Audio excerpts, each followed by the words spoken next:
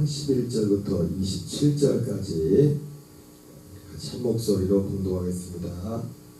그들이 이 말씀을 듣고 있을 때에 비유를 더하여 말씀하시니 이는 자기가 예루살렘에 가까이 오셨고 그들은 하나님의 나라가 당장에 나타날 줄로 생각함이더라. 이르시되 어떤 귀인이 왕위를 받아가지고 오려고 먼 나라로 갈 때에 그종 열을 불러 은화 10문화를 주며 이르되 내가 돌아올 때까지 장사하라 하니라. 그런데 그 백성이 그를 미워하여 사자를 뒤로 보내어 이르되 우리는 이 사람이 우리의 왕됨을 원하지 아니하나이다 하였더라.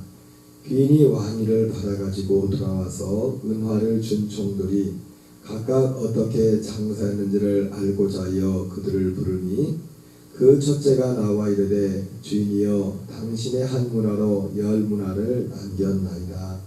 주인이 이르되 잘하였다.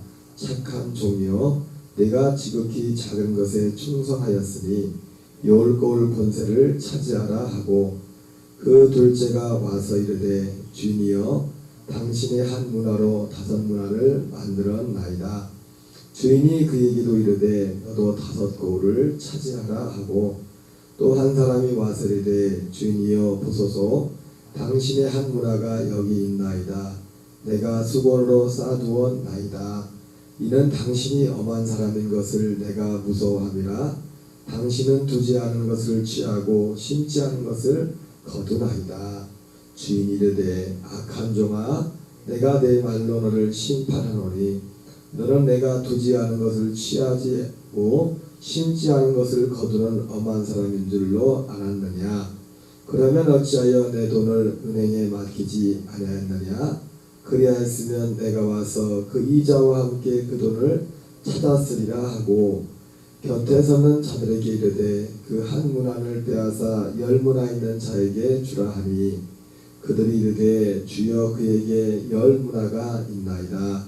주인이 이르되 내가 너에게 말하노니 무릇 있는 자는 받겠고 없는 자는 그 있는 것도 빼앗기리라.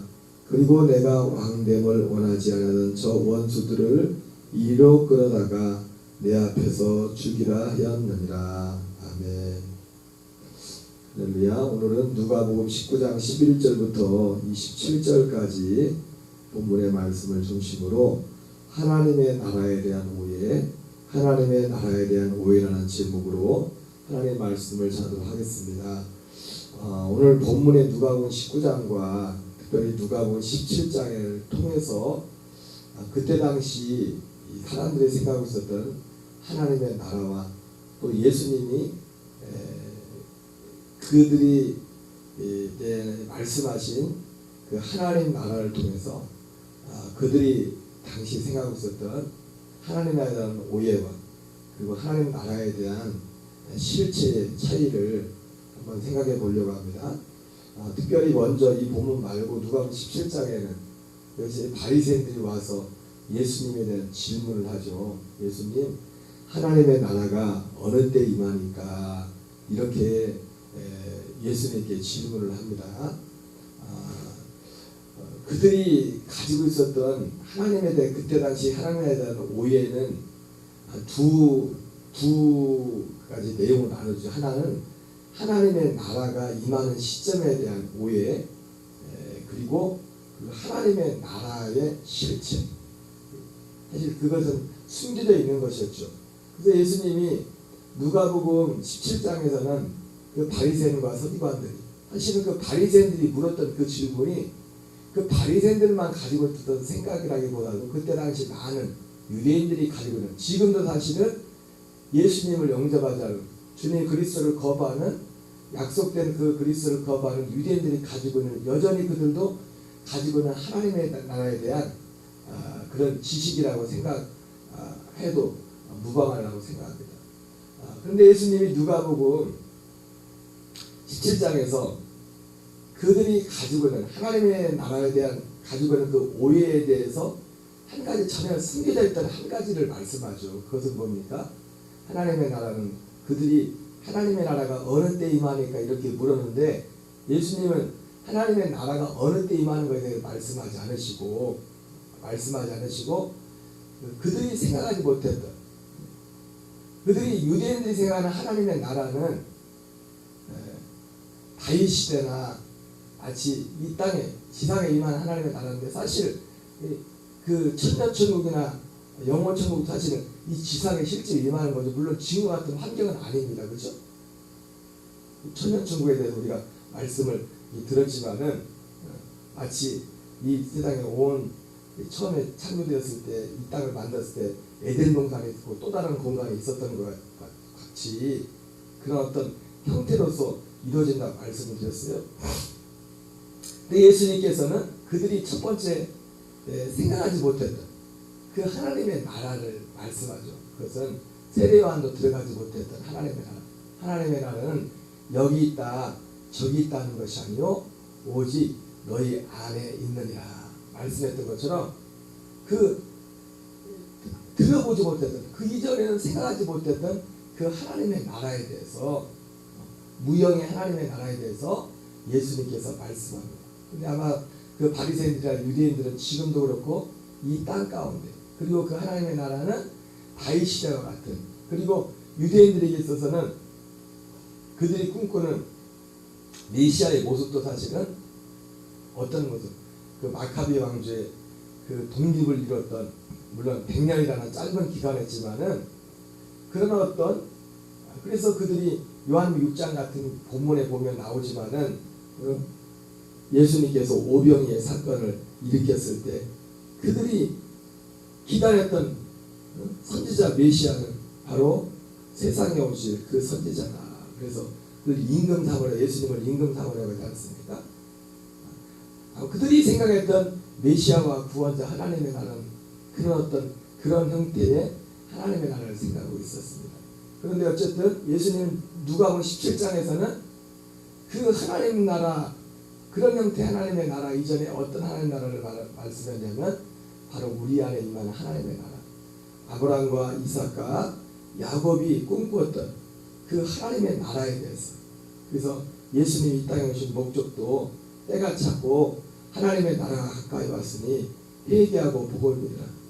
때에 임할 때부터 하나님의 나라는 침노를 당하니, 침노한 자가 빼앗느니라.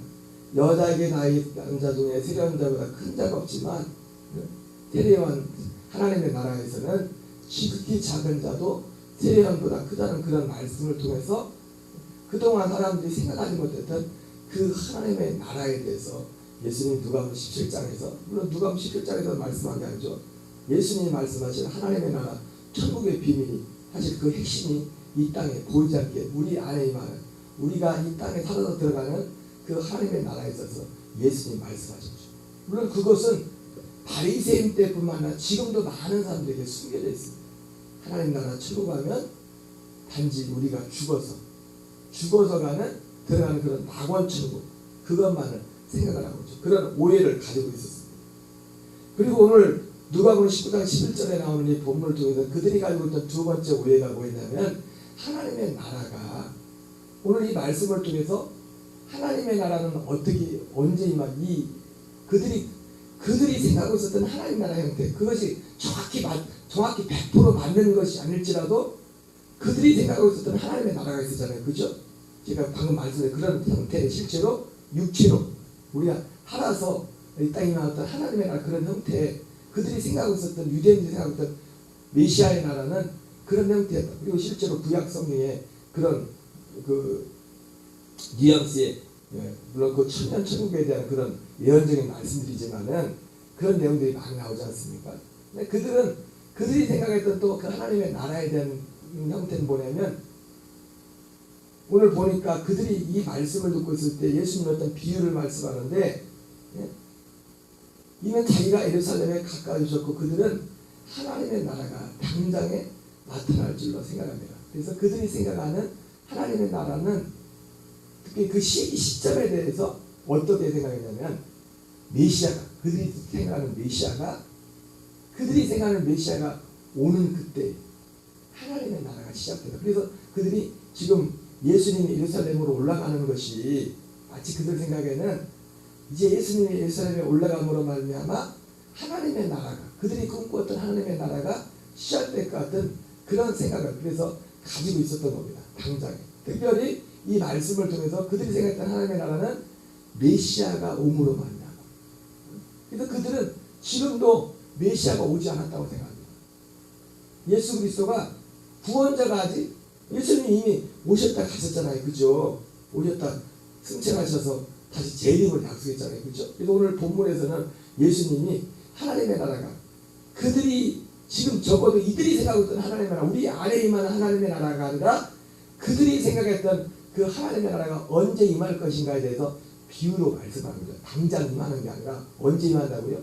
오랜 후에 예수님이 가셨다가, 여기서는 비유로 예수님이 말씀했죠. 어떤 사람이 귀인이 왕권을 가지러 갔다가 다시 돌아온다고 그렇게 말씀하고 있지 않습니까? 그래서 예수님의 재림을 얘기해요. 재림에 말씀하시면서 이 생각하는 그 하나님의 나라, 그것은 결국 우리에게 성경에 되어 계시던 하나님의 나라는 천년천국과 결국 영원 천국이죠. 실제로 몸을 가지고 가는 하나님의 나라입니다. 몸을 가지고 실제로 들어간 하나님의 그 나라의 시작은 유대인들이 생각하는 것 같이 그 시점이, 어쩌면 예수님이, 바리새인들이 예수님께 질문했던 것, 주님 하나님의 나라가 임하는 것이 언제입니까? 이렇게 물었을 때 사실은 바리새인들이 그 질문에다가 예수님이 이 말씀을 해주는 게 또 맞았을지도 몰라요. 왜? 때에 대해서 말씀했습니다. 때에 대해서. 그들이 생각하고 있었던 그 하나님의 나라에 그 임하는 것은 우리 안에 임하는 하나님의 나라가 아닌 다른 그 하나님의 나라였고, 그리고 그들이 생각하는 하나님의 나라가 임하는 시점은 그 예수님의, 아니 메시아가 이 땅에 올 때, 재림이 아니라 그냥 이 땅에 메시아가 올 때. 근데 그렇게 따지면 메시아 대신, 구원자 대신 그리스도 이 땅에 다시 오셨잖아요. 2000년 전에 이 땅에 강림하셨잖아요. 아마도 바리새인들이 그렇게 질문한 것도 그런 뉘앙스가 있을지 몰라요. 세례 요한이 왔을 때도, 예수님이 왔을 때 요한복음에 보면 그 바리새인들을 보내가지고, 바리새인들이 사람들을 보내가지고, 대제사장들 사람들을 보내서 계속 했던 질문이 있었잖아요. 질문이 뭐였습니까? 오실 그이가 당신입니까? 오실 그이가 당신입니까? 그러니까 이 바리새인들이 예수님한테 했던 질문, 누가복음 17장에서 예수님 하나님의 나라가 어느 때 임하니까 물었을 때, 이 질문 속에는 어떻게 보면 그들 속에 어떤 숨겨진 마음이 있어요. 당신이 그리스도야? 당신이 구원자야? 이런 생각을 가지고 있었던 겁니다. 왜? 그들이 생각했던 하나님의 나라는 그들이 기다렸던 그리스도가, 메시아가 오면 그때 시작된다고. 우리로 따지면 예수님의 초림이죠. 그죠? 예수님의 초림, 육신은 우리 입장에서 이해하는 것은 결국 뭡니까? 예수님의 초림이죠. 그분이 그리스도시니까 구원자 되신 하나님이 사람의 모습 오셨습니다. 근데 유대인들은 바로 그 메시아가, 구원자가 이 땅에 올 때 바로 하나님의 나라, 그 메시아의 온과 함께 하나님의 나라가 시작될 거라고 생각하고 있어요. 지금도 그렇게, 지금도 그 생각. 지금도 그래서 그 유대인들은 그 메시아를 기다리고 있는 거예요. 그리고 하나님의 나라가, 그 메시아가 오므로 말미암아 하나님의 나라가 시작될 것으로 이해를 하고 있었어요.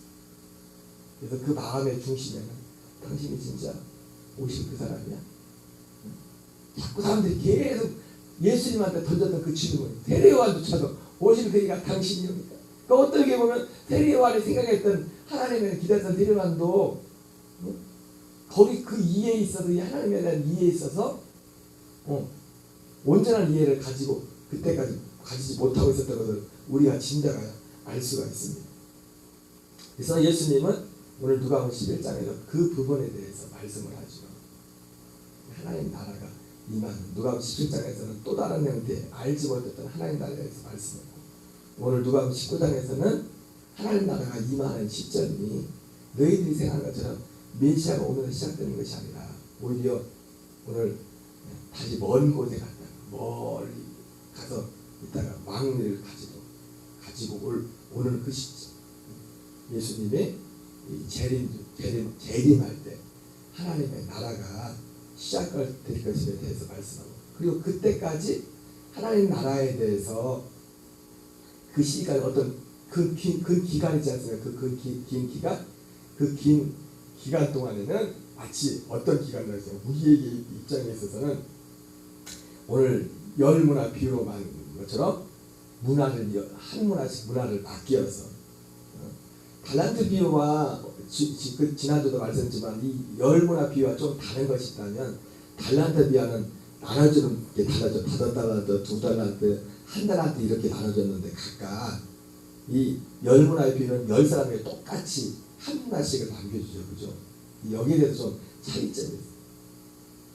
그래서 하나님의 나라가 임하는 시점은 바로 이 재림, 예수님의 당장 하나님의 나라가, 너희들이 당신들이 생각하는 하나님의 나라가 당장 임하는 게 아니라 내가 다시 돌아올 때 그때 하나님의 나라가 시작된다.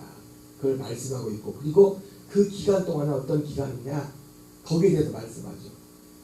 이 마치 열 문화를 통해서 각각 한 문화를 나눠준 것처럼 그 한 문화를 가지고, 받은 문화를 가지고 그걸 뭐하는 겁니까?